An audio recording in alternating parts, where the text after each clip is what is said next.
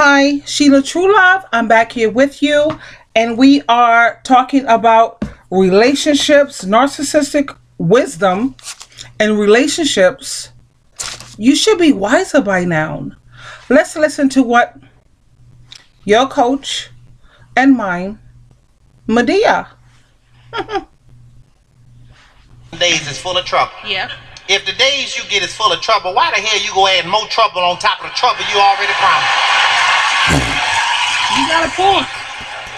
I don't understand. Explain it to me. Well, I'm trying to get out of it now because you know what? I'm really tired of it. So I'm That going sounded real convincing, honey, but I know better. Because when you get tired of something, really tired, it don't matter what you got to do to come up out of it. When you tired, you're going to come out of it. That's right. That's right.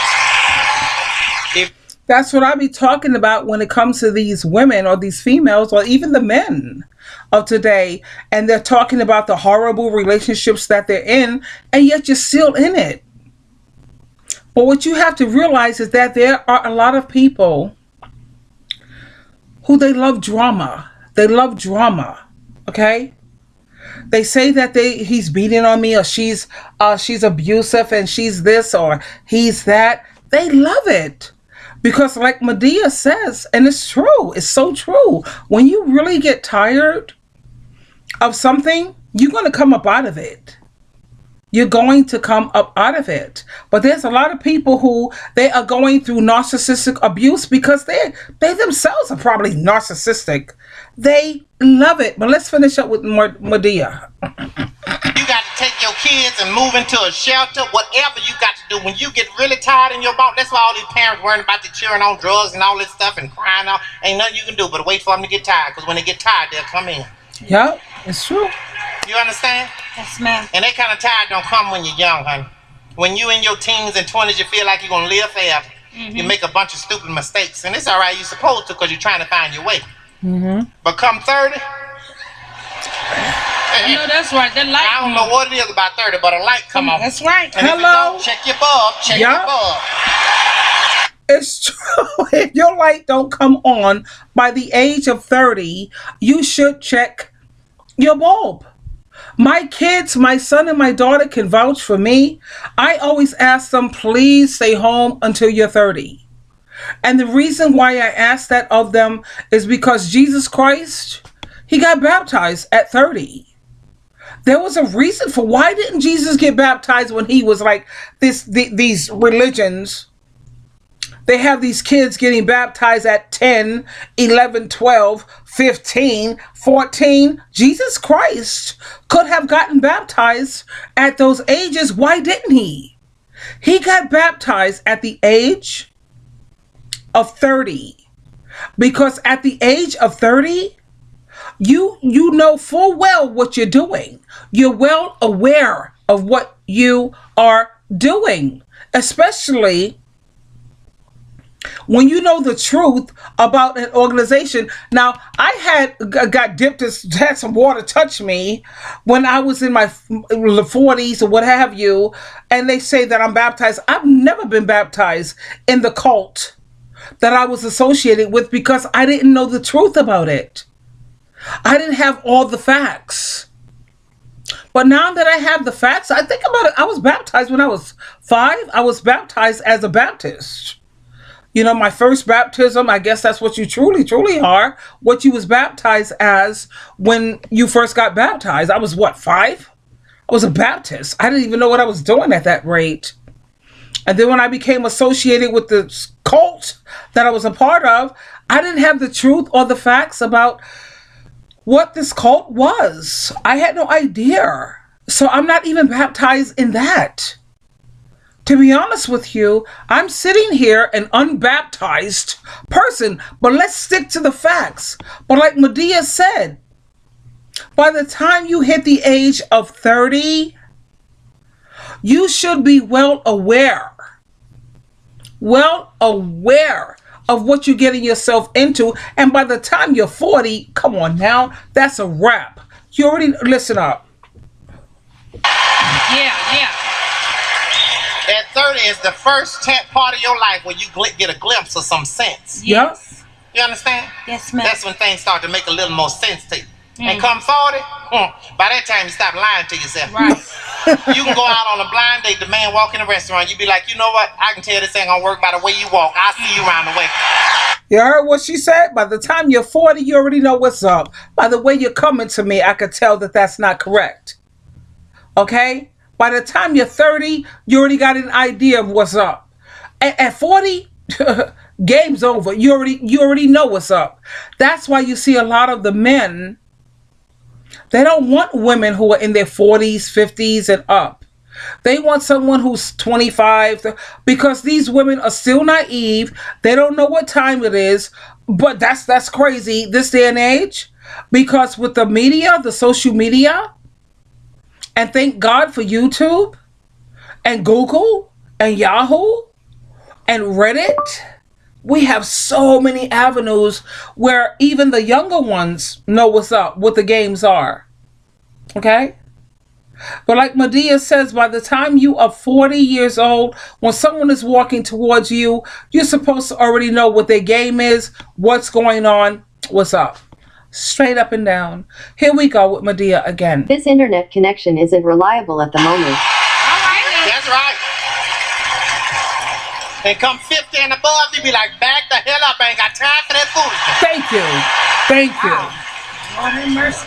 Don't have time for that. And life teaches you lessons every day. By the time you're 50 and 60, back the hell up. I don't have time for your foolishness. Either you're gonna come to me straight and honestly, because we see through that.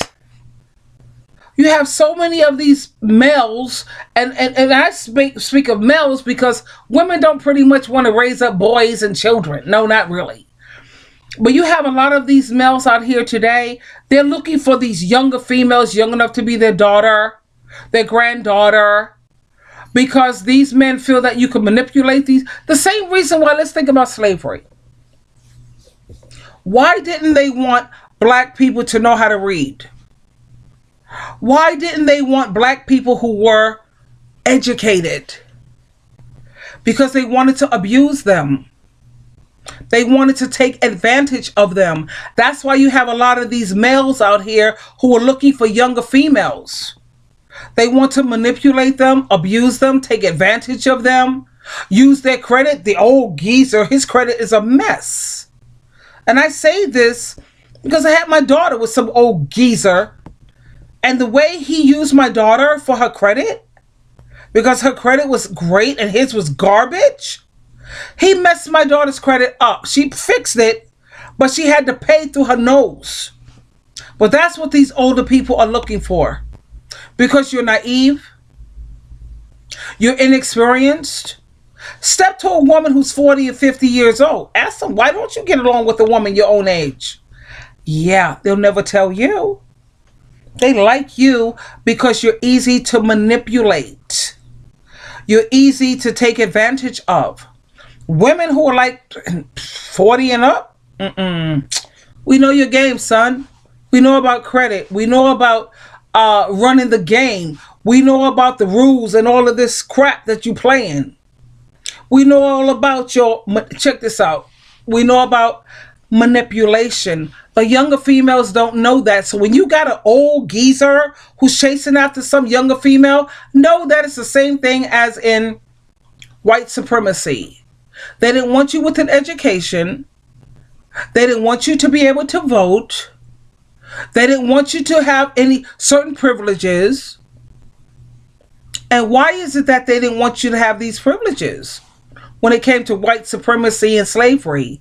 It's so they can abuse you. That's why they want younger females.